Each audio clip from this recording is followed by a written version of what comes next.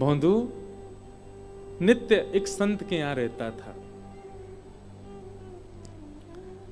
और उन संत की गौ सेवा करता था। गौ सेवा के बाद नित्य संत का प्रवचन श्रवण करता था। एक दिन महाराज जी प्रवचन में कह रहे थे, बरहा पीड़म नटवर वपुः कर्णयो कर्णकारम विभ्रद वासः कनक कपिसम वैजयंतीम चमालाम रंध्रान वेणु अधर सुधया पूरयन गोप वृंदई वृंदारण्यम स्वपद रमणम प्रावशद गीत कीर्ति। बंधुओं, ये श्रीमद् भागवत जी का बहुत सुंदर श्लोक है। इस श्लोक का चिंतन करके ठाकुर जी का प्रत्यक्ष दर्शन हो सकता है आपको। कोई व्यक्ति नित्य इस श्लोक को गाए और केवल गाए नहीं, जो जो शब्दावली हैं उनका चिंतन करे, बहुत सुंदर है। एक क्षण के लिए नेत्र बंद करो और सब लोग चिंतन करो। हमारे नाना जी जैसा चिंतन कराते तो वैसा हम कराएं। वरहा पीड़म नटवर वपुः, ठाकुर जी कैसे हैं?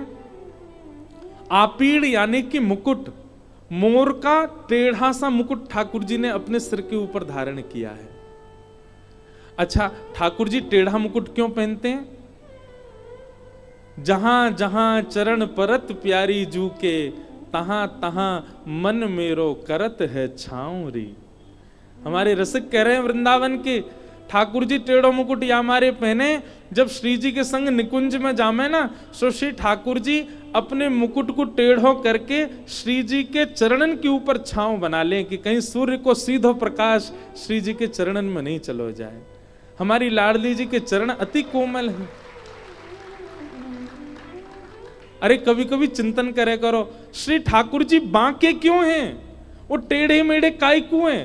वो टेढ़े मेढ़े या हमारे हैं क्योंकि मुकुट पहन करके और फिर सूर्य को प्रकाश कहां से आ रहे हो श्री जी के ऊपर, वाह के लिए ठाकुर जी अपने अंग की भंगिमा बनावे और वाह के कारण ठाकुर जी त्रिभंग लली है गए। एक रास के पद में ठाकुर जी कहते भी हैं, तेरे कुटिल कटाक्ष ने मेरो तन कर धियो त्रिभंग, विचारो भोलो भंडारी रास में चल श्यामा प्यारी। तो श्री ठाकुर जी मोर का मुकुट पहनते हैं, वो भी टेढ़ा पहनते हैं, तिरछा सा पहनते हैं। क्यों? श्री जी के संग जब निकुंज में जाएंगे तो ताकि वहां से छतरी कर सकें, छांव कर सकें। और टेढ़ा भी नहीं, ठाकुर जी टेढ़ा भी पहनते हैं और आगे की तरफ झुका हुआ भी पहनते हैं। हम मंदिरों में जाते हैं, दूर से दर्शन हो, इसलिए हमको अनुभव नहीं होता। ठाकुर जी का मुकुट आगे की ओर झुका रहता है। वरहा पीड़म नटवर वपुः, ठाकुर जी का वपु यानी कि अंग कैसा है? बोले नटवर। नट किसको कहते हैं? नट कहते हैं जिसको देखते ही हमारी दृष्टि दूसरी बार भी देखती हो, उसको नट कहते, मतलब जिसके प्रति आकर्षण होता हो, जो आकर्षण करने वाला है उसको नट कहते हैं। पर ठाकुर जी कौन है? नटवर। आकर्षण करने वालों के भी अग्रगण्य हैं। अरे संसार के सुंदर को तो एक के बाद दोबारा देखवे को मन है गो, लेकिन ठाकुर जी को देखवे के बाद कोई और को देखवे को मन ही नहीं होएगो। इसीलिए नटवर, नटवर वपुः, टेढ़ो सो मुकुट पहनो है। और ठाकुर जी हैं कैसे? बोले नटवर वपुः, आकर्षणों में भी आकर्षण करने वाला, जिनका वपु यानी कि श्री अंग है। भौंदू बैठ करके सारे प्रवचन सुनना है, गुरु जी बता रहे हैं। और कर्णयोः कर्णकारम, ठाकुर जी के कान तो दो हैं पर कुंडल एक ही पहनो है। और वो भी कुंडल काय को पहनो है? कन्नेर के पुष्प को पहनो है। बोले वो पुष्प कैसे पहनो है ठाकुर जी ने? अपने एक कान के ऊपर जो खारी जगह वहां पे उलझाए लियो, वहां पे अड़ाए लियो है।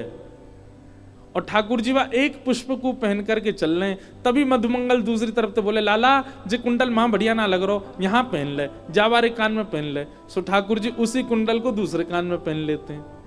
श्रीधाम आके, लाला नाना मधुमंगल ऐसी बोल लो, मां बढ़िया ना लग रहा, यहीं पहन ले।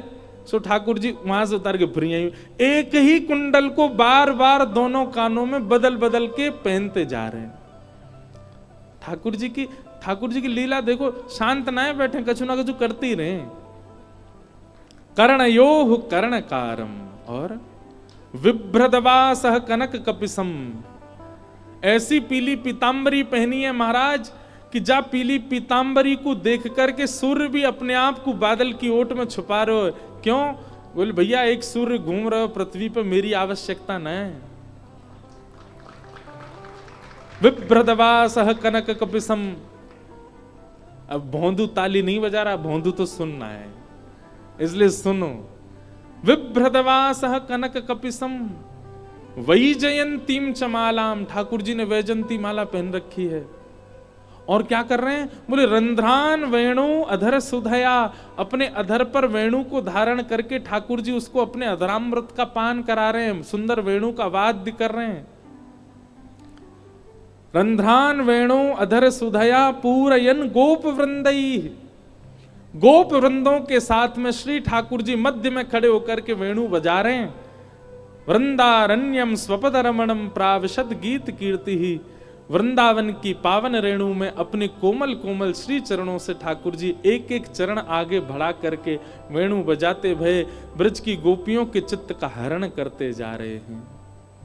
ठाकुर जी भांडीर वन से गैया चरा करके लौट रहे हैं। गौ धूली बेला को समय है, गौरज ठाकुर जी के श्री अंग पर कहीं कहीं लगी भई है।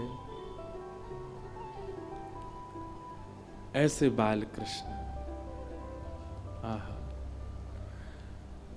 भोंदू बैठ करके सर्वांगीण अंग का चिंतन कर रहा था। ऐसा मुकुट पहनो होगा ठाकुर जी ने, ऐसे वस्त्र पहने होंगे, ऐसा कुंडल धारण कर रखो है, ऐसी पाग पहन रखी है, ऐसी वंशी बजा रहे हैं, ऐसी वैजंती माला गौरज ठाकुर जी के श्री अंग पे लग रही है।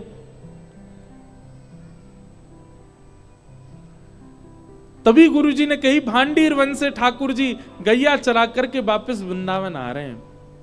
भोंदू के नेत्र खुल गए और नेत्र खोल करके उसने मन में विचार किया कि भांडीर वन तो मैं भी जाऊं रोज गैया चरावे, भांडीर वन तो मैं भी जाऊं, लेकिन मोए तो कभी कन्हैया मिले नहीं, मोए तो कभी श्याम सुंदर मिले नहीं। मन में विचार करने लगो भोंदू, अरे भोंदू तेने प्रयास ही नहीं कियो कभी खोजवे को।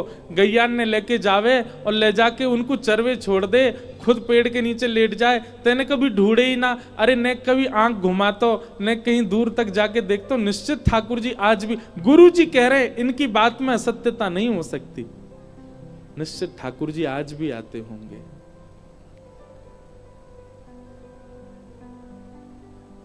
वक्ता की वैष्णव की बात सुनकर के हमारे चित्त में, अब आप ब्रज में जाते हैं, 84 कोस की परिक्रमा करते हैं लोग, और 84 कोस की परिक्रमा करते समय ब्रजवासी वहां के बताते हैं यहाँ ठाकुर जी ने जे कियो, यहाँ ठाकुर जी ने जे कियो।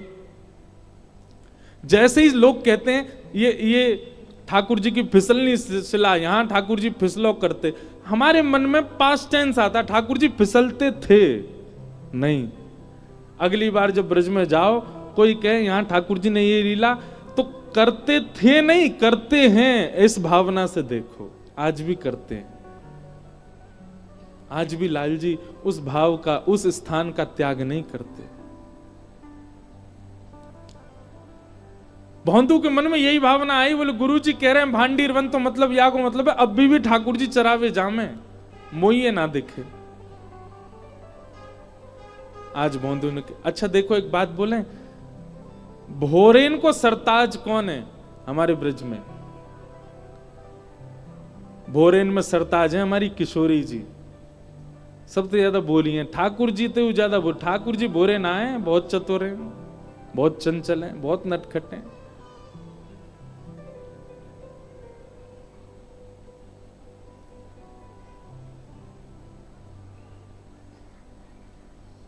किशोरी जी बहुत बोली है।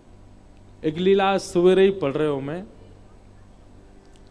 कि किशोरी जी एक दिन नौका विहार कर रही, और नौका विहार करके जैसे ही लौटी तो लौटते ही नौका से उतर के श्री यमुना जी के पास बैठ गए, क्योंकि यमुना जी को वर्ण श्याम वर्ण है। या हमारे जब कभी भी श्याम सुंदर कहीं और हो में, श्री किशोरी जी को स्वभाव है वो यमुना जी को ही देखती रहे, क्योंकि उनको वर्ण श्याम है। श्याम वर्ण को देख करके श्री जी को मन लगे, और देखते देखते किशोरी जी को अपनो ही प्रतिबिंब दिखने लगो श्री यमुना जी में। और जैसे ही किशोरी जी ने अपनो प्रतिबिंब देखो, अपनो प्रतिबिंब देखते ही किशोरी जी वहां से कहने लगी, अरे ये तो बड़ी प्यारी है, अरे तू तो बड़ी भोरी सी लग रही है, अरे तेरे नयन कितने सुंदर, नासिका कितनी, कौन की छोरी है तू? किशोरी जी बात कर रही हैं और सब सखी कह रही हैं हम तो यहाँ खड़ी हैं, किशोरी जी कौन ते बतिया रही हैं। और जैसी सब गई, सबने जाकर के देखो तो विशाखा जी ने सबको रोको, बोले सुनो कोई आगे मत जाओ, लीला देखो, लीला देखो क्या कर रही हैं। श्री जी अपनी प्रतिबिंब से बात कर रही हैं और कह रही हैं तेरे नेत्र तो बड़े सुंदर हैं, अरे तू एक काम कर, तू हमारी मंडली में आ जा, हमारी सखीन में आ जा, तू इतनी सुंदर है, तू को तो हम अपने पास रखेंगे, हम भी नवीन नवीन श्रृंगार करेंगे। अरे अपना नाम तो बता, अरे शर्मा काय को रही है, काय को ना बता रही अपना नाम। तभी किशोरी जी पीछे से बुला में ललता विशाखा आदि सबके नेत्रों में प्रेमाश्रु भरे हुए हैं, कितनी भोरी हमारी किशोरी जी। अरे ललते ने कहियो देखियो ये कौन की छोटी सी छोरी है, इतने सुंदर या की अलकावली, इतने सुंदर या के नेत्र, इतनी सुंदर नासिका, अरे या के ओष्ठ तो देख, जब बोले का देख बोल तो रही है लेकिन या की आवाज ना आ रही, मेरी जैसी बोल रही है लेकिन या की आवाज ना आ रही। या तने पूछ तो ये कौन की लाली है, और सुन ये इतनी सुंदर है, या को अपनी सखी समाज में रखेंगे ना, हम भी या को श्रृंगार करेंगे। ललता विशाखा आदि सखियां सब जाकर के श्री किशोरी जी के चरणों में दंडवत हो जाती हैं, बार बार बलैया लेती हैं, हे श्यामाजू हम कब होंगी ऐसी, आपको जैसो स्वभाव है, आपको जैसो व्यवहार है, आपकी जैसी विचारधारा है, यही के कारण आप श्री श्याम सुंदर की अति प्रिय हो, क्योंकि आप बहुत भोली हो। भोरी नहीं है, भोरी की भी पराकाष्ठा होती हो ना, वैसी है हमारी किशोरी जी, वैसी हमारी लाडली जी, अपने प्रतिबिंब से बात कर रही हैं। कभी ठाकुर जी कोई मणि पहन करके आ जाएं तो श्री ठाकुर जी की वह मणि में अपने प्रतिबिंब को देख करके ठाकुर जी से नाराज हो जाएं किशोरी जी। ठाकुर जी बोले काय बात को नाराज है गई, चरणन में गिरे, पाम पड़े, पाम दबा में, हे श्यामाजू काय को नाराज है गई हो, पूरा दिन ने कर गए और शाम को जाके किशोरी जी कहें आपने एक मणि पहनी है, वह मणि में मोती सुंदर एक गोपी दिख रही है मोहे। तब लाल जी बोले ये आप तो सुंदर कोई और गोपी लाए जे आप ही हो। हे किशोरी जी इतनी भोरी हो कि अपने प्रतिबिंब को देख के खुद ही मोहित है जाए वहां पे, इतनी सीधी है हमारी श्री किशोरी जी।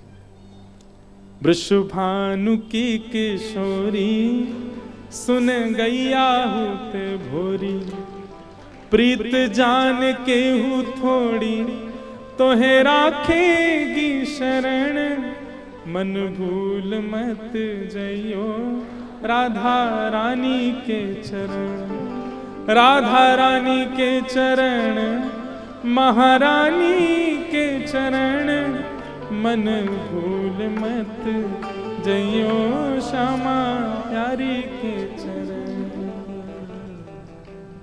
एक बात तो सच्ची है भैया, वृंदावन में रहवे वारो, वृंदावन को भजवे वारो, वृंदावन की उपासना करवे वारो,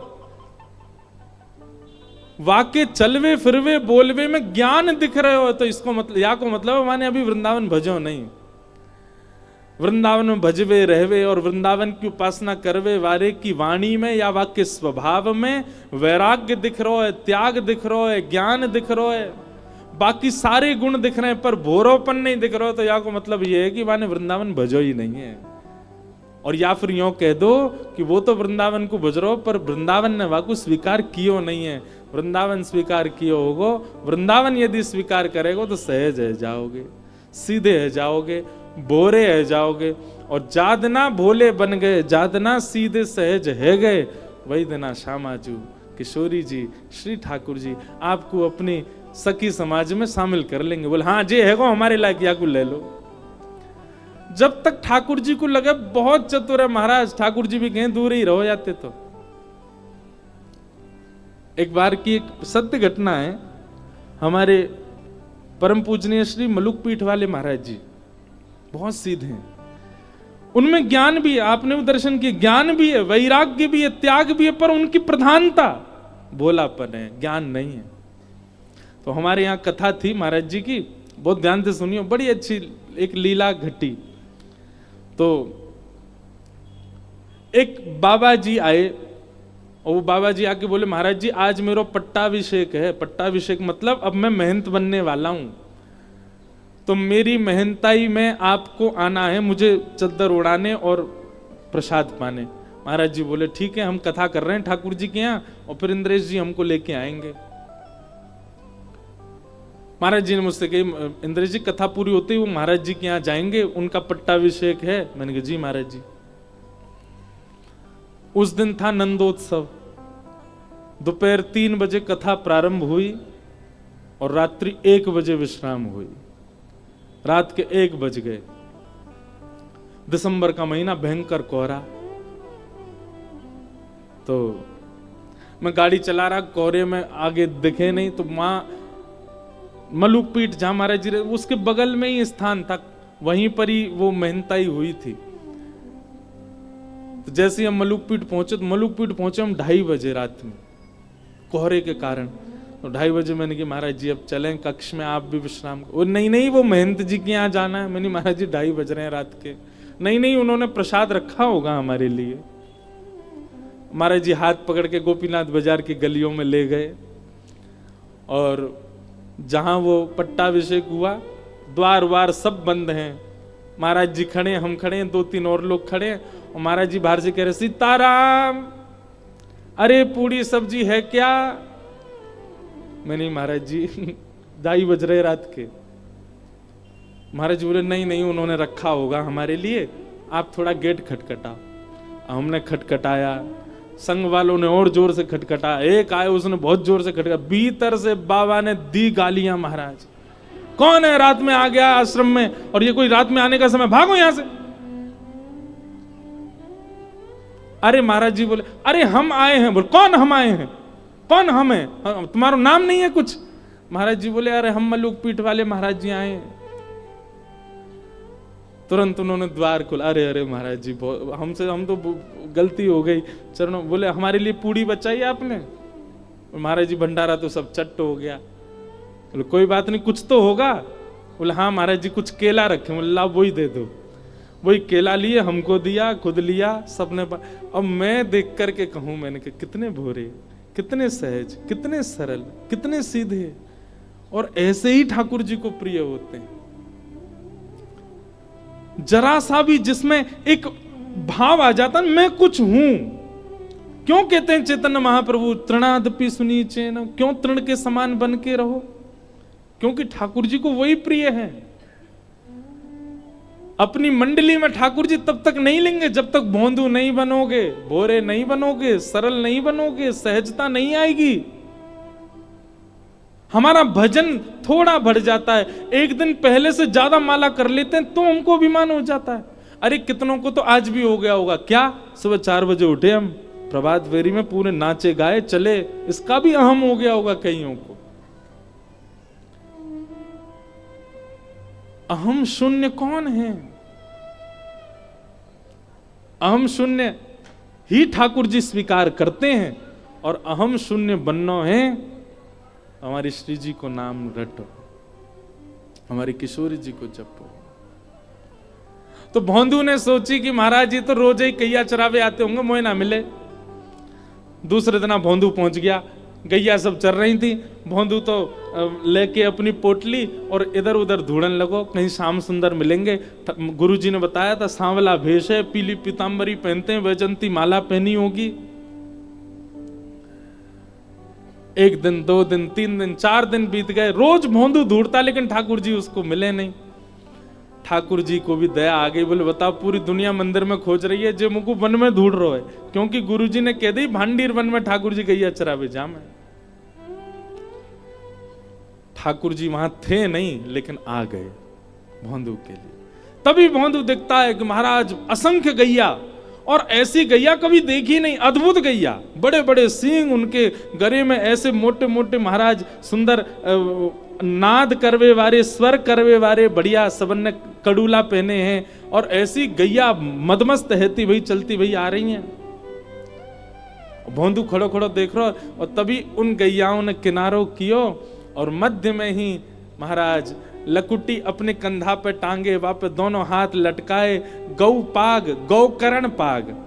ठाकुर जी गोपाष्टमी के दिन गोकर्ण पाग पहनते हैं। कैसी पाग?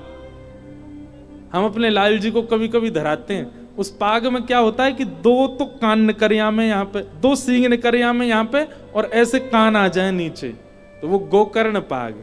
ठाकुर जी गैया की तरह पाग पहने, ऐसी करके पहनेंगे कि दो सींग निकल आए और दो कान यूं लटक आए। उस दिन ठाकुर जी आभूषण नहीं पहनते। श्रीमद् भागवत जी के वेणु गीत में वर्णन है, ठाकुर जी लोमना को श्रृंगार करें। लोमना कहा है, गैया के पैरन ने बांधवे की जो रस्सी होवे दूध काटते समय, वो गैया के पामन की रस्सी को ही ठाकुर जी आभूषण बना के गले में पहने, एक हार के भांति। एक एक अपने हाथ पे बांध लें, कमर पे बांध लें, बाजूबंद पे बांध लें, लोमना को श्रृंगार। आहा, गौरज उड़ उड़ करके ठाकुर जी के अंग पे लग रही, और ठाकुर जी चलते भय भोंदू के पास आ रहे हैं। भोंदू दूर से देख करके आनंदित है, रोए, देखते ही रह गयो ठाकुर जी को। ठाकुर जी बोले, अरे तेरो नाम कहा है? भोंदू तो भूल गयो मेरो नाम कहा है। ठाकुर जी को देखवे लग गयो। बोले, मैं आपको छू के देख लूं? बोले, हाँ देख ले। ठाकुर जी को स्पर्श करे, त्यों त्यों वाक्य नेत्रन से अविरल अश्रुधार गिरे, शरीर कंपायमान है गयो। ठाकुर जी ने पकड़ो, अरे तू तू तू रो काय क्यों रो, तू कांप काय क्यों रो, मैं कोई हवा थोड़ी हूं, अरे मैं जय जय हूं, अपना नाम बताए दे, तू कौन है? भोंदू ने कही, मेरो नाम है भोंदू। और जैसे ही वाने कही भोंदू, ठाकुर जी बोले, कहा बताई तेने, कहा नाम है तेरो? बोले, मेरो नाम है भोंदू। भोंदू सुनते ही ठाकुर जी तो इतनी जोर से हंसते हंसते हंसते ठाकुर जी गिर गए, लुढ़क गए, पेट पे हाथ धर के ठाकुर जी जोर जोर से हंसे, और फिर उठ के पूछे, तेरो नाम क्या है? बोले, भोंदू। और फिर सुन के ठाकुर जी हंसे। बोले, जय तेरो नाम है? बोले, मेरो असली नाम तो कछु और है, पर सब प्रेम तो मोको भोंदू बुलाम है। ठाकुर जी बोले, मेरे गरे लग जा, तेरो नाम इतना सुंदर, अरे भैया तेने इतनी हंसी कराई दी, इतने दिना बाद में आज जोड़ते हंसू, मेरे गरे ते लग जा। भोंदू को वो सब प्रदान कर रहे हैं ठाकुर जी जो उसने कभी सोचा नहीं।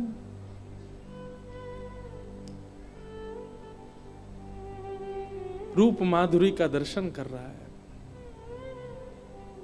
एक पद हम गाते हैं, हरि जी हम कब होंगे ब्रजवासी, है ना, पर मेरा मन है, और मैं आज व्यास मंच पे ही भावना आ रही है, पर मैं कभी ना कभी ठाकुर जी के लिए एक पद ऐसे ही लिखूंगा जहां मैं ठाकुर जी से हम यूं कहें, ठाकुर जी हम कब होंगे भोंदू, हम कब होंगे सीधे, हम कब होंगे सीधे, हम कब होंगे वो सहज जैसे आपको हम भा जाएं।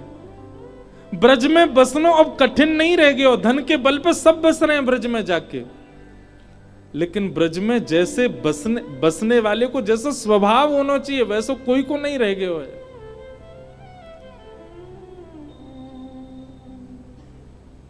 ठाकुर जी भोंदू को देख रहे हैं, नेत्रन में हंसी के कारण छोटे छोटे बिंदु आ गए ठाकुर जी के अश्रु के। ठाकुर जी पहुंच रहे हैं और कह रहे हैं, अरे बैठ जा भोंदू, आजा। अरे भैया कछु कहते रहो, नाम बहुत जोर को है, कौन ने धरो? बोले, मेरे गुरुजी और सब गौशाला के लोग मोकू भोंदू के हैं। ठाकुर जी बोले, वाह भैया तेने बड़ा आनंद किया, चल कछु लायो है, चल मोकू कछु पवा दे। भोंदू बोलो, आप वही हो ना जिनके बारे में गुरुजी बताते हैं? ठाकुर जी बोले, तेरे गुरुजी कौन के बारे में बताऊं, मोह का पता? कहा बता मैं तेरे गुरुजी? बोले, गुरुजी बता मैं, आप सांवरे सांवरे से हो, मोर मुकुट पहनो, नंद बाबा के लाला हो ना आप? ठाकुर जी बोले, हाँ मैं नंद बाबा को लाला हूं। जसोदा जी आपकी मैया है ना? बोले, हाँ वो मैया है। अरे हमारे गुरुजी खूब बतावे आपके बारे में। एक बार आपने मैया की एक मटकी फोड़ दी, मैया ने आपको उखलते बांध दियो ना? ठाकुर जी बोले, हम बे वही हूं मैं। आपने कालिया नाग के ऊपर एक बार नृत्य किया ना, जमुना जी ने कार के? बोले, हाँ मैं वही हूं। ठाकुर जी को भी इतना प्रिय लग रहा, कितना भोला है ये। अब बात ही बना तो रहेगो, कछु पवावेगो। बंधु बोला, हाँ मैं लाया हूं, 2 रोटी लाया हूं। रोटी खोल करके और महाराज बीच में गुड़ रख दियो, मिर्च रख दी। बोले, जय जय जय ही लाया हूं, आप पालो। अरे जे तो बहुत जोर को ला दे। ठाकुर जी महाराज भोंदू की वो रोटी लाई और वहां में गुड़ बीच में चुपड़ लियो और नेक नेक लेकर के ठाकुर जी प्रेम से पान लगे। एक रोटी पा गए, वो मुझे तो और भूख लग रही है, ला एक और दे दे। भोंदू बोलो जी मेरी है, 2 ही लेके आयो मैं। बोले तो दे दे, कहा जा रहा है, अब मैं भूखा रह जाऊंगा फिर। ठाकुर जी कह रहे ना दे दे, चल तू अब मां जाके खा लियो। अच्छा एक काम करो, आधी आधी खाए लो। आधी ठाकुर जी को, आधी दही नहीं माने, भोंदू है बेचारो सीधो है। ठाकुर जी तो उसके चिंतन में चले गए, कितना भोला, कितना सीधा, कितना प्यारा। ए भोंदू देख हम भूखे रह गए, हमारी खुराक ज्यादा है। जसोदा मैया ये एक आध रोटी ना पवावे हमको, सबरी रोटी बना के सामने धर दे, लाला तेरो जितनो मनो पाले, बाकी के सब पूरा परिवार पालेगो। और वही विधा आज भी मंदिरों में प्रसाद की है। पूरी की पूरी कढ़ाई का भोग जाएगा ठाकुर जी के सामने। लाल जी जितनो आपकी रुचि हो आप पाओ, जो बच जाएगा बाकी सब लोग प्रसाद में ले लेंगे। भैया तू हमारे काजे ने ज्यादा सो प्रसाद लियो, हमें भूख ज्यादा लगे। भोंदू बोलो ठीक है जैसे कल ले आऊंगो। और भोंदू भी सहजता से चला ही गया। हम आप होते पकड़ लेते, ठाकुर जी चिपक जाते, ठाकुर जी थे। पर यहाँ ठाकुर जी चले गए, भोंदू चलो गयो। भोंदू ने किसी को आगे कुछ नहीं बताया। उसको लगा ये सब लोग मिलते ही हैं ठाकुर जी से, मुझे आज पहली बार मिले हैं। गुरुजी इतने अच्छे अच्छे वर्णन ठाकुर जी के करते हैं क्योंकि गुरुजी मिले होंगे उनसे। गुरुजी ने तो प्रत्यक्ष लीला देखी होंगी। मैं ही अभागा हूं, मोए इतने दिनों बाद दर्शन भये। भोंदू बैठा बैठा आज भी प्रवचन सुनना था और आज नेत्रों से आंसू गिर रहा है। क्यों? क्योंकि प्रवचन में गुरुजी जो सुना रहे हैं उनसे वो देख के मिल के आया है। अगले दिन भोंदू ने रसोई घर में जाकर के रसोईया थे कि हाँ भैया आज ने कछु ज्यादा सी रोटी दे दो, 5-6 रोटी दे दो। ए भोंदू तू इतने वर्षन ते 2 ही खावे, 5-6 लेके कहां जाएगो? अरे अब तुम्हें कहा बताऊं, वहां पे एक मेरे मित्र आमे नंद जी के लाला, यशोदा मैया के लाला, बड़ी भूख लगे उनको, बहुत पेटू हैं। मेरी रोटी खा गए, कल आधी मिली मोए, बस उनके काज दे दो, उन्हें खवानो है। रसोईया बोलो तू गुरुजी से आज्ञा दिलवा दे तब देंगे। भोंदू गयो गुरुदेव के पास, गुरुजी प्रणाम। गुरुजी ने रसोईया तो कह दो आज मो 6 रोटी दे देगो। बोले ए भोंदू तू 6 रोटी क्यों ले जा रहा है, तू तो 2 ही रोटी खावे। अरे गुरुजी मैं वही बात बता रहा हूं, महा श्याम सुंदर आमे, नंद नंदन आमे, जिनकी आप लीला सुना में। गुरुजी हैं तो बड़े प्यारे, जैसी आंख आप बताऊं बात ज्यादा सुंदर, मुस्कुरा में तो ऐसा लगा कि गुरुजी बस देखते ही रहो उनको, बहुत प्यारे हैं गुरुजी, पर बहुत पेटू हैं, बहुत खामे। कल मेरी सभी रोटी खा गए, वो तो मैं छीन लाया, आधी खा ली मैंने, नहीं तो भूखे ही रह जाता मैं। तो उनने मुझसे कही कि नहीं ज्यादा सी रोटी लाई, या हमारे 6 ले जा रहा हूं गुरुजी, आप आज्ञा दे दो। सरल व्यक्ति का एक स्वभाव बन जाता है कि वो झूठ बोलना नहीं जानता। एक सीधे व्यक्ति का एक स्वभाव, एक गुण उसके अंदर निर्मित हो जाता है कि उसको उससे झूठ दूर रहता है। फिर उससे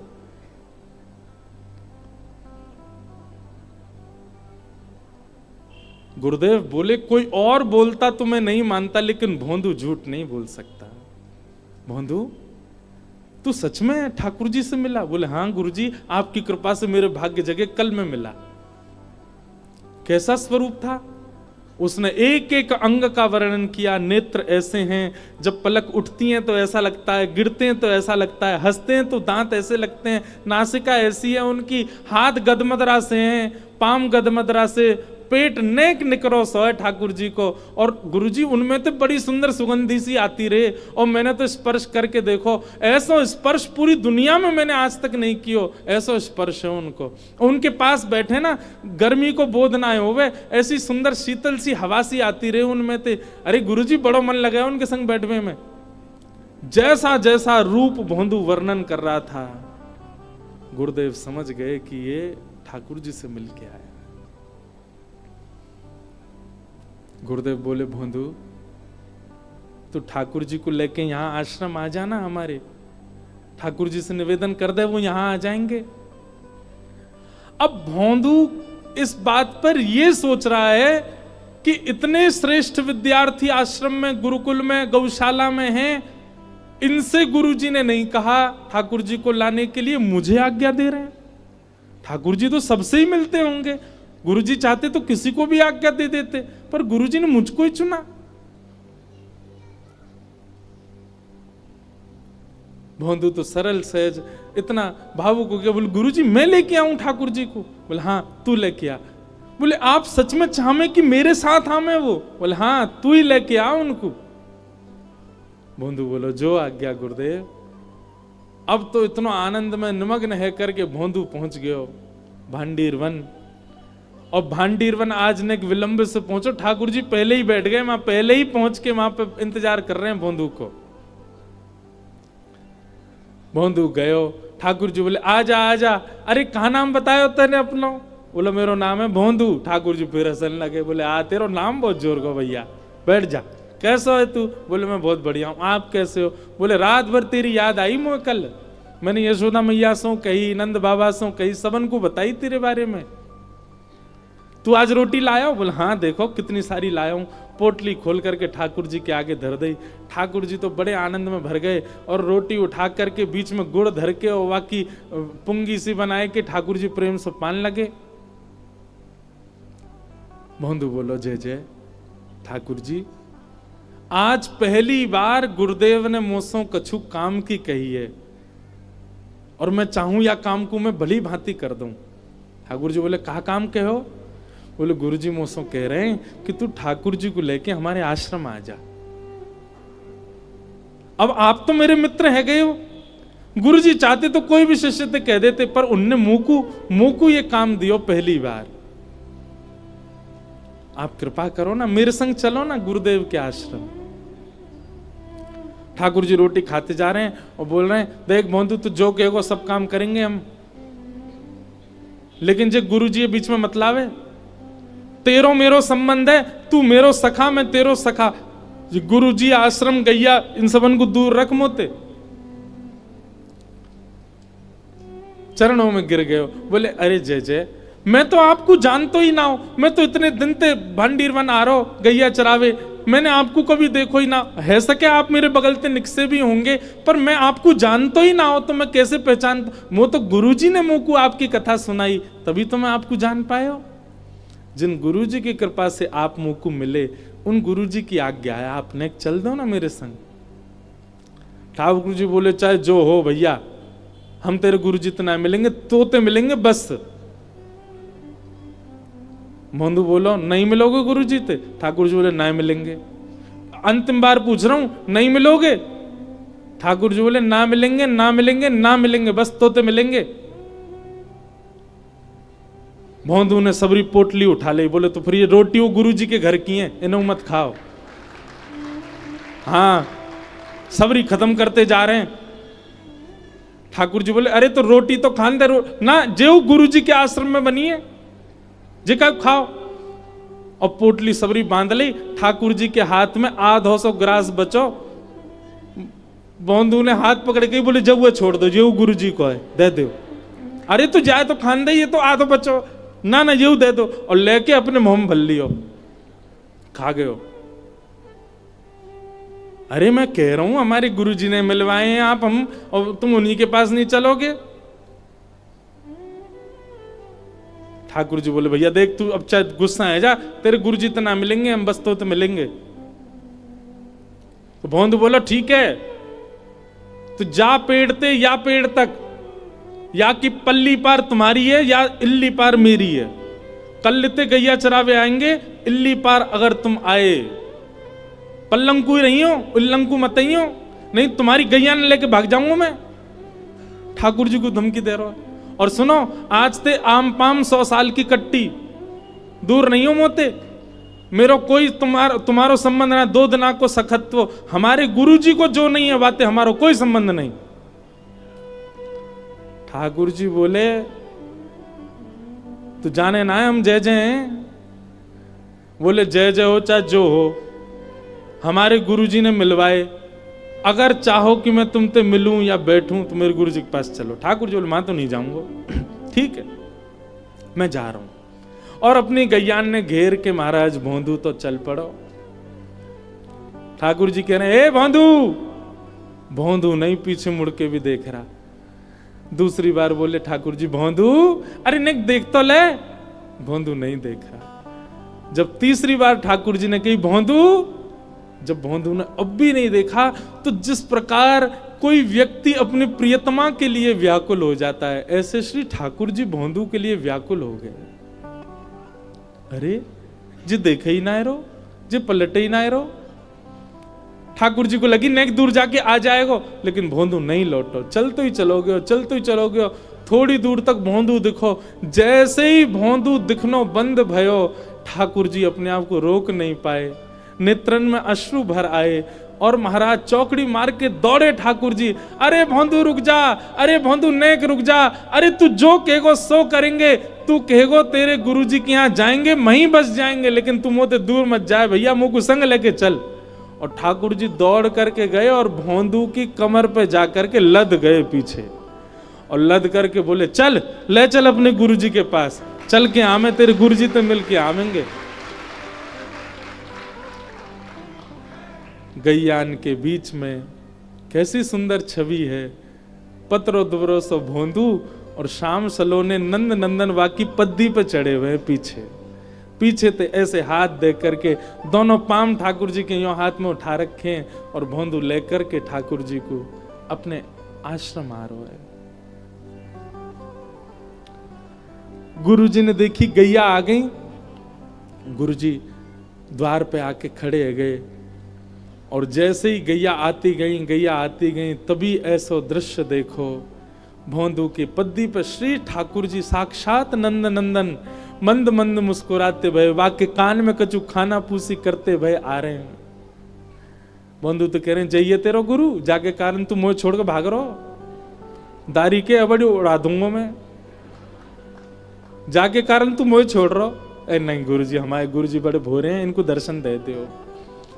ठाकुर जी को देख करके गुरु जी तो वहीं मूर्छित हो गए। उनको विश्वास ही नहीं हुआ कि ठाकुर जी आ गए। भोंदू ने गोद में उठा लिए, जल को छिड़काव कियो और जल को छिड़काव करके जैसे ही पुनः गुरु जी के नेत्र खुले, नंद नंदन सामने खड़े हैं, बाकी अदा से मंद मंद मुस्कुरा रहे हैं। भोंदू जैसे ही गुरु जी खड़े हुए, भोंदू खड़ा हुआ, ठाकुर जी ने खींच के भोंदू अपने ऐसे गले में गलवैया डाले खड़े गए। गुरुदेव ने भोंदू को प्रणाम किया। पहले भोंदू बोलो, जी कहां कर रहे हो गुरु जी? बोलो भैया, परिवार त्याग दियो बाल्यकाल में, आज 60 वर्ष है गए घर छोड़े भय। कौन से उपनिषद नहीं पढ़े, कौन से वेद नहीं पढ़े, कौन से शास्त्र नहीं पढ़े, कौन कौन से नियम व्रत अनुष्ठान नहीं किए हमने, लेकिन आज तक ठाकुर जी के दर्शन नहीं भये। धन्य है भोंदू, तेरो ये भोलोपन, तेरो ये सीधोपन, तेरी ये सरल भाव, तेरी ये सहजता, जैसे आज साक्षात त्रिलोकीनाथ तेरे कंधा पर चढ़ के आए। ऐसा सुख तो कोई ज्ञानी को भी ना दे में ठाकुर जी जैसा तू को दियो है। ठाकुर जी के सामने भोंदू को प्रणाम कियो, अंत में ठाकुर जी को प्रणाम कियो। ठाकुर जी बोले, गुरुदेव जा भोंदू को हम हमेशा के काजे लेवे आए हैं। और ठाकुर जी ने भोंदू के गले में गलवैया डाली और देकर के ठाकुर जी अपनी श्री निकुंज में भोंदू को लेकर के वहां से प्रस्थान कर गए। बोलो भक्तवत्सल भगवान की। हमारे अंदर सब गुण हैं, पर हम भोले नहीं हैं, हम सहज नहीं हैं, हम सीधे नहीं हैं, सरल नहीं हैं। इससे ठाकुर जी से मिलने में कहीं ना कहीं बाधा बनी रहती है, ठाकुर जी से मिलने में कहीं ना कहीं रुकावट आती है। भोरो बनना है तो हमारी श्यामाजू की शरण में आओ। राधिका रानी जी, वृषभानु दुलारी जी, राधिका रानी जी, वृषभानु दुलारी जी, राधिका रानी जी, वृषभानु दुलारी जी, राधिका रानी जी, वृषभानु दुलारी जी। ओ सुन लो अरज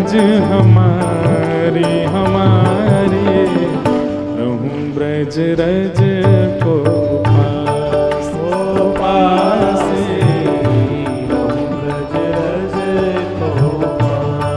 हे उपासे रहूं ब्रज रज को पासे, उपासे हमारी पूनम दीदी भी कभी कभी गाती हैं अपने संकीर्तन में ये पद। और अभी गिरिराज जी में कथा दी तो मुझे कह रही महाराज जी 2-4 शब्द और श्री जी के ध्यान में रहे। आप कह रही भोरी भारी जी, अति सुकुमारी जी, और जन कैसे कैसे सुंदर शब्द वादना बता रही मोकू। ऐसे भाव श्री जी के प्रति रखें कि श्री जी कैसी हैं। ओ अति सुकुमारी जी, बड़ी भोरी भाली जी, अति सुकुमारी जी, बड़ी भोरी भाली जी। ओ सुन लो अर्ज हमारी हमारी, रहूं ब्रज रज को पास पासी, रहूं ब्रज रज को हे उपासी, रहूं ब्रज रज को पासी पासी, रहूं ब्रज रज को पासी। क्या करना है? हे मंगला उठ यमुना जी जाऊं, मंगला उठ यमुना जी जाऊं, मैं मंगला उठ यमुना जी जाऊं, मंगला उठ यमुना जी जाऊं, प्यारे राधा वल्लभ के दर्शन पाऊं, प्यारे राधा वल्लभ के, सब गाओ, प्यारे राधा वल्लभ के दर्शन पाऊं, प्यारे राधा वल्लभ के दर्शन। ऊंचे महलन वारी जी, वृषभानु दुलारी जी, ऊंचे महलन वारी जी, वृषभानु दुलारी जी। हो सुन लो अर्ज हमारी हमारी, रहूं ब्रज रज को पास पासे, रहूं ब्रज रज को हे उपासे, रहूं ब्रज रज को पासे उपासे। करताल बजा के गाओ भाव से। हे राधिका रानी जी, वृषभानु दुलारी जी, राधिका रानी जी, वृषभानु दुलारी जी। ओ सुन लो अर्ज हमारी हमारी, रहूं ब्रज रज को पास पासी, ब्रज रज को हे उपासी, रहूं ब्रज रज को पासी पासी। बोल वृषभानु दुलारी की।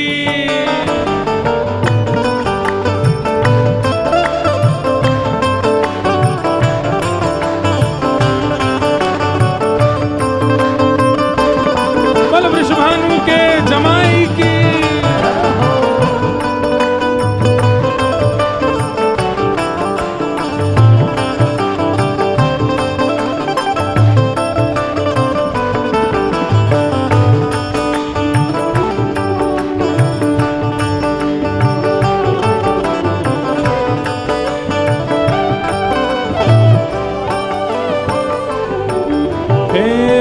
रसिक जनन की सेवा पाऊं, रसिक जनन की सेवा पाऊं, हे रसिक जनन की सेवा पाऊं, रसिक जनन की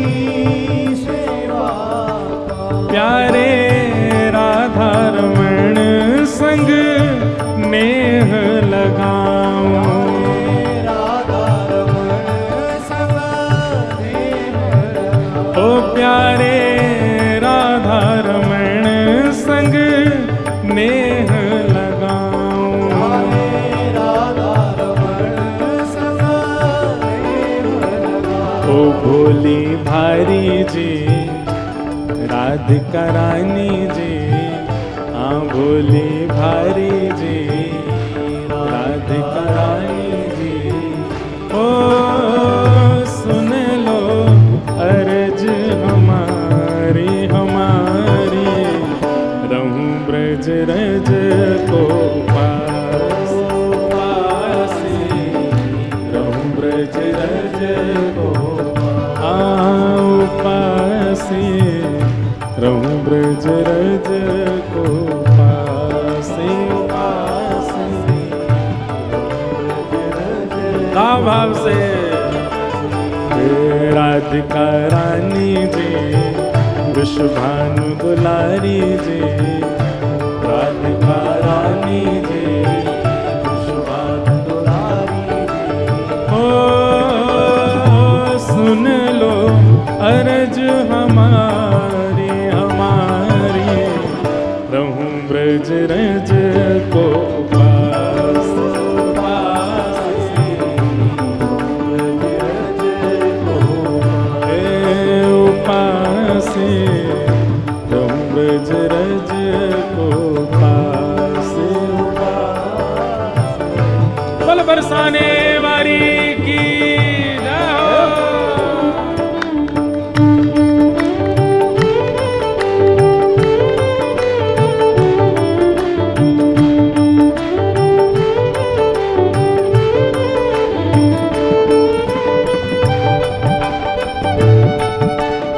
कृष्ण मनोहारिणी की।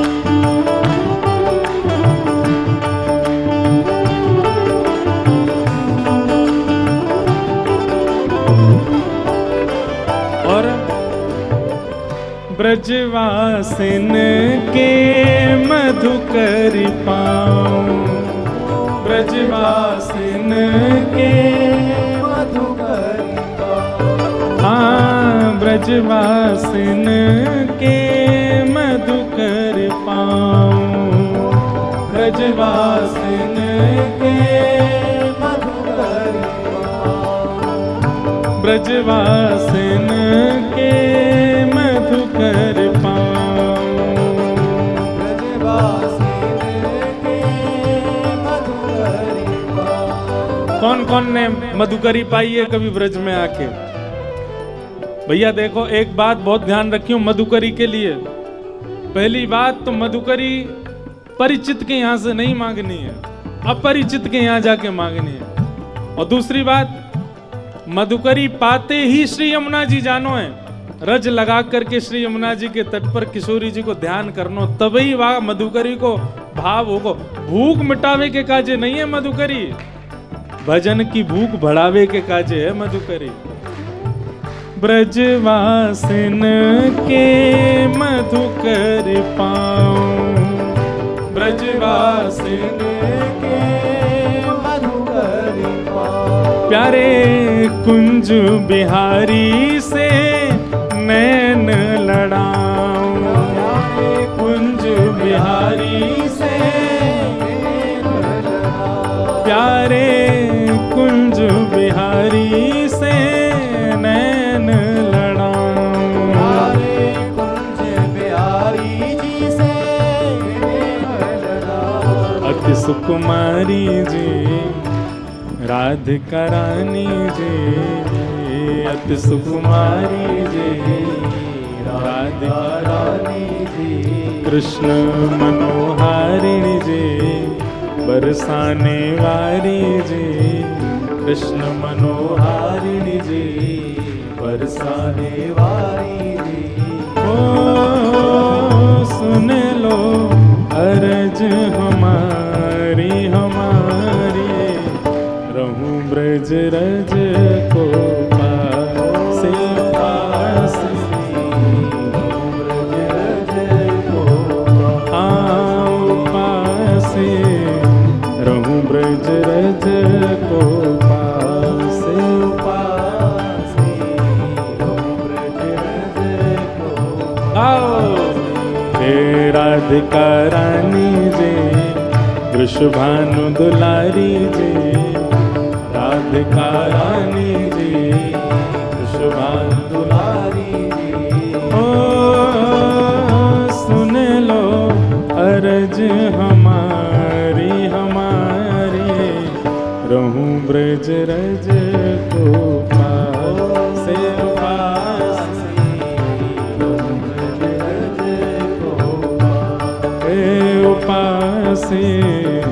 रहूं ब्रज रज को पासे उपासे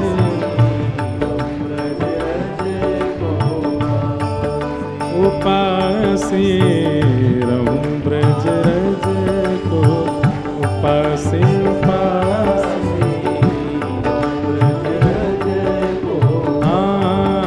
उपासे रहूं ब्रज रज को पासे पासे जय जय श्री राधे। तो ठाकुर जी को प्राप्ति के काजे सहज सरल स्वभाव बहुत आवश्यक है, और वो स्वभाव की प्रदायिका है हमारी किशोरी जी, हमारी लाडली जी।